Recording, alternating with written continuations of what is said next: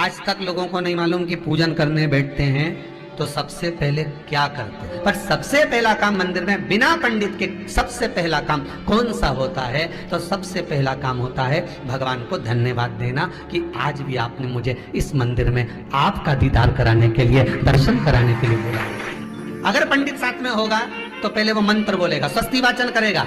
स्वस्ति वाचन करने में उसको अर्थात भगवान के लिए भी प्रसन्नता और आपके लिए भी प्रसन्नता। पर आपके पास कोई ब्राह्मण नहीं, आपको कोई स्तुति नहीं आती, आपको कोई मंत्र नहीं आता, आपको कोई साधना नहीं आती, आपको कोई तप नहीं आता, पर आप इतना तो कर सकते हो कि भगवान के मंदिर में जाकर उनको धन्यवाद दे सकते हो कि तेरी कृपा है जो मुझे चलकर यहां तक बुला लिया, 2 कदम चलाया, यहां तक बुलाया, ये तेरी कृपा है। और बड़ी कृपा करी जो डलिया भर के पूजन का सामान भी लाई, बड़ी कृपा करी जो दूध भरकर भी लाई, बड़ी कृपा करी जो कलश भरकर भी लाई।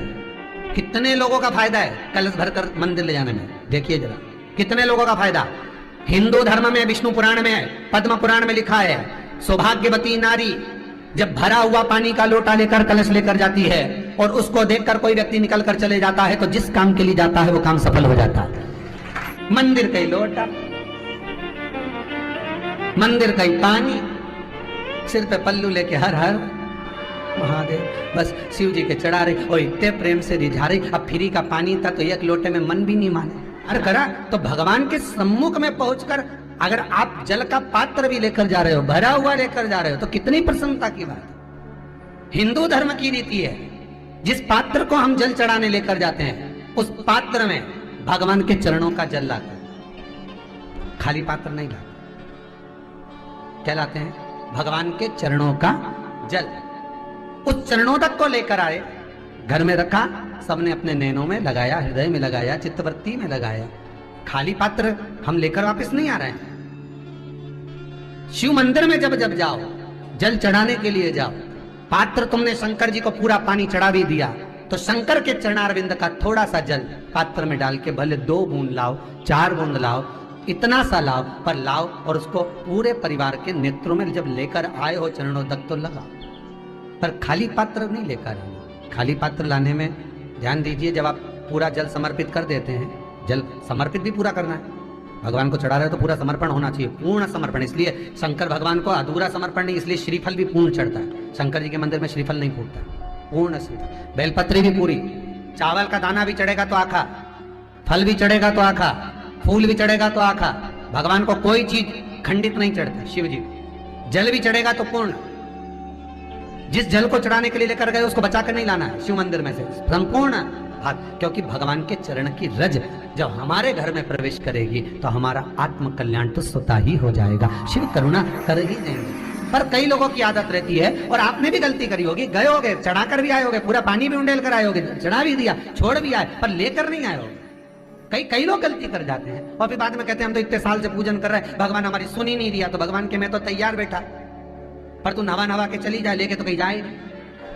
तो भगवान थोड़ी ना कहेगा कि तू मेरे पास में आए तो मैं चरण की रज लेकर जा। भगवान थोड़ी ना कहेगा कि मेरे पास में आकर तू ये लेकर जा। भगवान तो कहेगा मेरे पास में आया है, मांगना कुछ मत, बस मुझे जो स्नान कराया है मेरा चरणों तक लेकर जा, छीट दे पूरे घर में, संपदा भरना मेरा काम है। जहां मेरी चरण की रज पहुंच गई वहां संपदा स्वतः पहुंचती, मैं वहां पहुंच जाता तो चरणों तक ले जा। पर लोग ले जाते हैं, पूजन करते, कलश भी उड़ेलते, जल भी चढ़ाते, पर आते समय खाली लेकर आ जाते। भगवान को इतना बुरा लगता, मेरे दरवाजे से खाली जाए, मुझे कितना बुरा लगेगा। जो आए वो भर कर जाए, भले 2 बूंद लेकर आओ, पर उसमें चरणों तक थोड़ा सा लेकर अवश्य। उसी तरह जल चढ़ाने के बाद हम जब लेकर आते हैं पात्र के अंदर, ये उसमें उसकी बरकत है।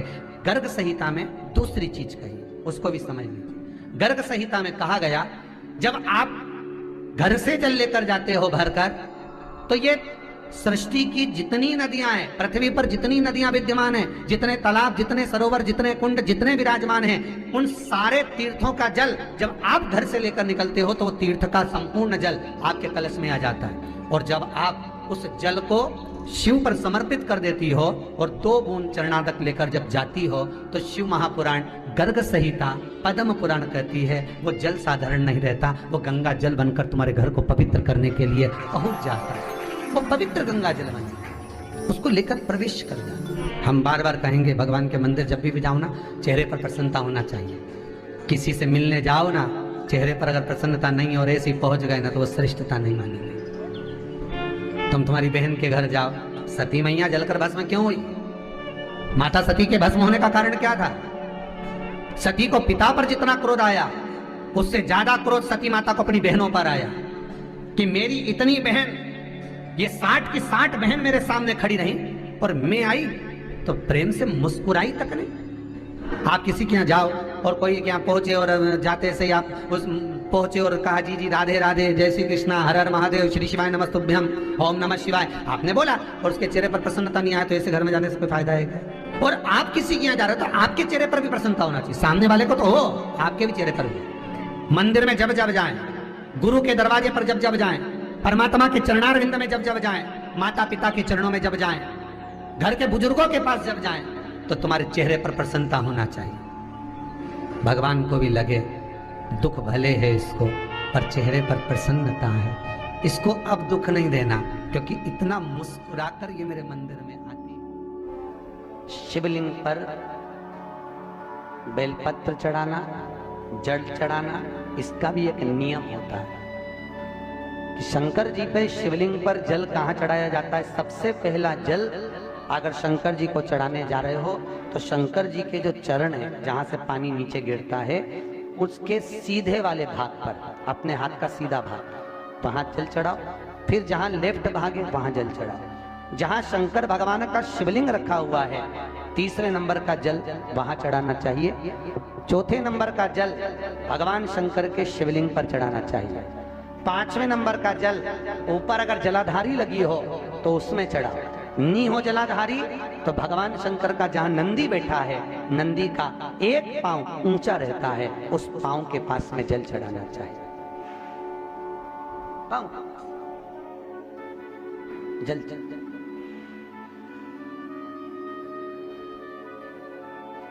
चरण के पास में। ऐसे 5 स्थान दिए जल चढ़ाने के लिए। शिव जी का स्नान कितनी चीजों से होता है? 5 चीजों से। पंचामृत, दूध, बोलते जाओ, दही, फिर घी, शहद, फिर शक्कर। ये 5 चीजों का प्रमाण क्या है? शास्त्र कहता है दूध चढ़ाने से घर में संतान की वृद्धि होती है। दही चढ़ाने से भगवान शिव के, अगर शिवलिंग पर हम दही चढ़ाते हैं, उससे परिवार में प्रेम बढ़ता है। क्या बढ़ता है? प्रेम। फिर घी चढ़ाने से हमारे घर से रोग दूर होता है। शहद चढ़ाने से, भगवान शंकर पर जो शहद चढ़ाया जाता है, वो चढ़ाने से घर में संपदा की वृद्धि होती है। और 5वें नंबर पर भगवान को शक्कर, खांड जो आप जानते होंगे, शक्कर आदि पिसी हुई चढ़ा देने से, शिव जी को चढ़ाने से हमारे घर के बच्चे जिद्दी नहीं होते। क्यों कहते हैं? जो बच्चा जिद्दपन करता हो, जो बच्चा जिद्दी रहता हो, तो क्यों कहते हैं कि अवधूतेश्वर महादेव का नाम लो और उसके हाथ में शक्कर की कटोरी देकर शंकर जी पे चढ़वा दो, बच्चा कभी जिद्दपन नहीं करता। अवधूतेश्वर महादेव का नाम लेकर सोमवार की अष्टमी के दिन चढ़ाया जाता है। सोमवार की अष्टमी अवधूतेश्वर का नाम लेकर। क्यों कहते हैं? जो बच्चा बार बार बीमार पड़ रहा हो, बार बार सर्दी हो रही हो, बार बार बीमार पड़ रहा हो, खांसी चल रही हो, बार बार हॉस्पिटल लेकर भागना पड़ रहा हो बच्चे को, छोटा सा अगर बच्चा है, 8 साल के अंदर बच्चा है और बीमार ज्यादा पड़ रहा है, तो आटे का दिया बनाओ, 4 बत्ती रखो, उसमें तिल्ली का तेल डालो, अवधूतेश्वर महादेव का नाम लेकर बच्चे के ऊपर से 21 बार उतारो और किसी चौराहे पर ले जाकर रख दो। जिंदगी में बच्चा कभी बीमार नहीं पड़ेगा, बच्चा स्वस्थ रहे, आनंद में रहे, आनंद में रहे, स्वस्थ की बात। और वैसे भी प्रथम सुख, अरे बोलो तो निरोगी काया। घर का प्रथम सुख निरोगी काया। व्यक्ति अगर धन की मूलता नहीं है साहब, पैसा अपनी जगह पर है, फिर निवेदन करता हूं, धन अपनी जगह पर पड़ा है, सबसे पहला है परिवार में सब स्वस्थ रहे।